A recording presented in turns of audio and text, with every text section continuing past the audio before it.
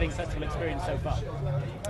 It's good. We've been doing a bunch of work so far, so we've not seen a whole bunch yet, but we were just making plans off your timesheet for things that we're going to do. We think maybe Deftones, Frightened Rabbit, and then we kind of have to do more work. So there's a small gap where we can do stuff. I've been whipping our sound engineer's arse at table tennis all day, so I'm feeling great right now.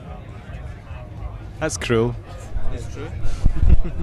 How's UK Festival Season 2013 treating you? Yeah, it's been good. We've been quite busy. What have we done in the UK? We did Field Day and Latitude, Running Leeds, Tea in the Park. So yeah, it's been cool, and we've been lucky enough to mix that up with some other European ones and things like that. So yeah, I feel like we're getting into the swing of it now, and it's almost finished, but we're into the swing of it, which is strange. Let's hope the rain stays off. Apparently it was pouring in Leeds. Yeah, it's going to piss it down tomorrow. Yeah, is it? Yeah.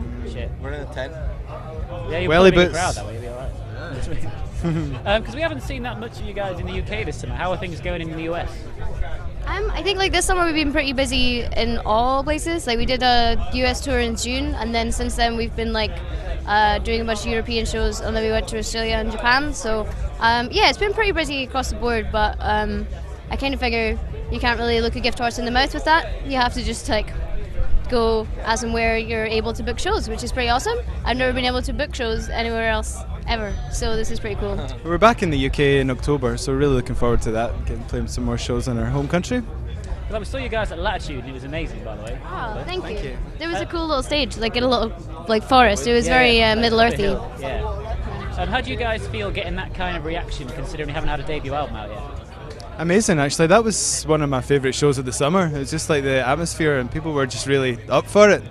And it was a lovely night as well, so it was quite a memorable show for us. And more excitingly than that, forget that, I got really excited because Adam Buxton tweeted at us. Oh, that's right. Which was very exciting to me because all of it. I was like loved the Adam and Joe show, and I loved like his bug stuff that he does, and it was very exciting. It was a very nerdy moment for me on the internet. Which You're just such a dweeb. If you talk about somebody enough in interviews, then they will eventually get in touch with you, if only to ask you to stop.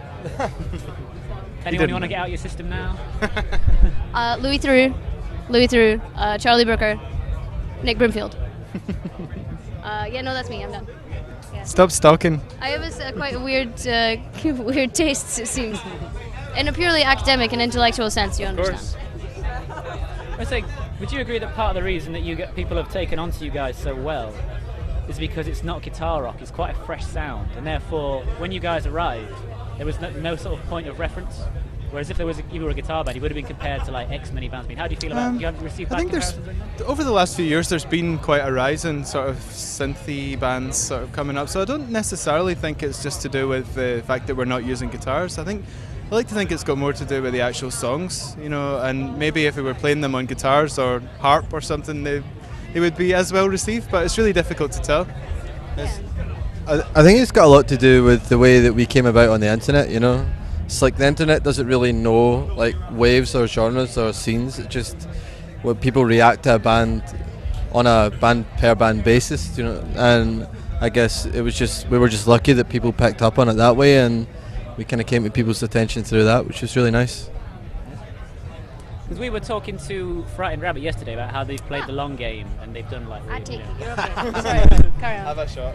They've Frightened Rabbit playing the long game. They've done 4 albums, played toilet venues for years, etc. Support bands for X many years. Do you guys see yourselves as playing the long game, or do you feel like there's a lot of pressure behind you to like explode immediately? I guess it's different for us because we were probably more aware of Frightened Rabbit early on because of our geographic location. So like even before Midnight Organ Fight came out, when they were on the first record, like Sing the Greys and stuff, like people locally knew a bit more about that.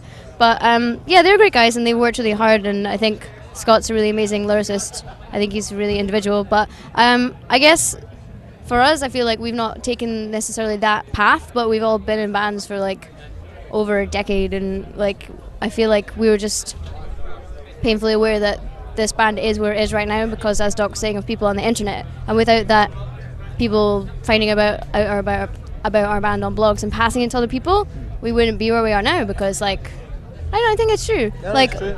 Oh, you're laughing at something else.